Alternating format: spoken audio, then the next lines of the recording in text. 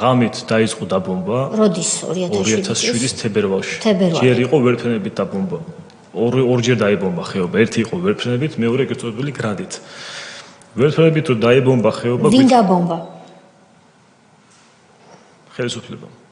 თქვენივე ხელისუფლებამ, საქართველოს ხელისუფლებამ დაგბომბათ 2007 ჩამოვარდა ხაშუში ჩამოვარდა ვერფრენი შემდეგ. და გითხრას რომ თქვენ დასახმარებლად მოდიოდაო ეს ვერფრენი და ჩამოვაგდეს ეს ვერფრენი. ორი ფრინავი დაიღუპა მანდ. სკოლას დაარტყეს მაშინაც. 2006-ის სკოლას დაარტყეს, მოსახლეობა რო იდგა მანდ ოპერაცია რო დაიწყო ექვსში. მოსახლეობა დადგა სკოლასთან და სკოლა დასხრილეს, დასხრილი სკოლა იყო და სასწრაფოდ გაარემონტეს, ის უარ ენახა არავის სკოლის დასხრილვა. მერე 7-ში სკოლას დაარტყეს.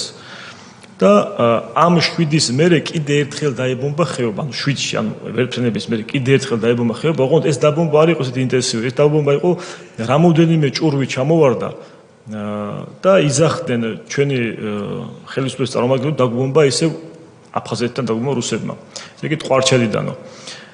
მანდ არის ხეობასა და ანუ ჩვენ ხეობასა და ტყვარჩელს შორის ძალიან დიდი მთა არის.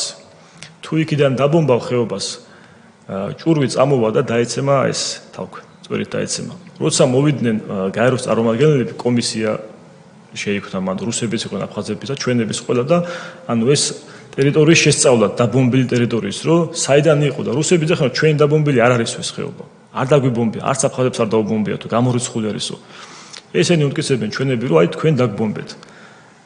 არ ვიცი საუბედურო თუ საბედნიერო ერთი ჭურვი არაფეთ ხდა. და ჭურვი იყო ქვევიდან ზევით ნასროლი. ხეობაში ნასროლი ჭურვი იყო. ხეობიდან იბომბებოდა, ერთ-ერთ ხეობიდან ჩვენი ხეობიდან იბომბებოდა ჩხალთა. იქიდან ნასროლი ჭურვი რუსმა უთხრა, ეს იქნებოდა ესედაცემულიო. თავქვე. ეს ჭურვი არის ქვევიდან ზევით და არაფეთ ხდა ეს ჭურვი. და პირდაპირ ეს ხეობა ბრამბის ხეობა, აი იქიდან ნასროლები არისო. ეს გაერომ დაადასტურა. კი ბატონო, ამ ყველაფერს ამზადებდნენ, რომ აი ყველაფერი იქითკენ მიყავდათ ნელ-ნელა, რომ საბოლოოდ ჩაიბარებინათ ხეობა. აი მიყავდათ ყოველდღიურად, მერე ჩვენ გაეროს წარმომადგენლებთან ხო არის გასაუბრება, რომ თქვენ რა ნახეთ, როგორ გაიგეთ, რა დროს დაიწყო. არავის არ გვაყარებდნენ. აბსოლუტურად არავის გვიკრძალავდნენ ყველაფერს.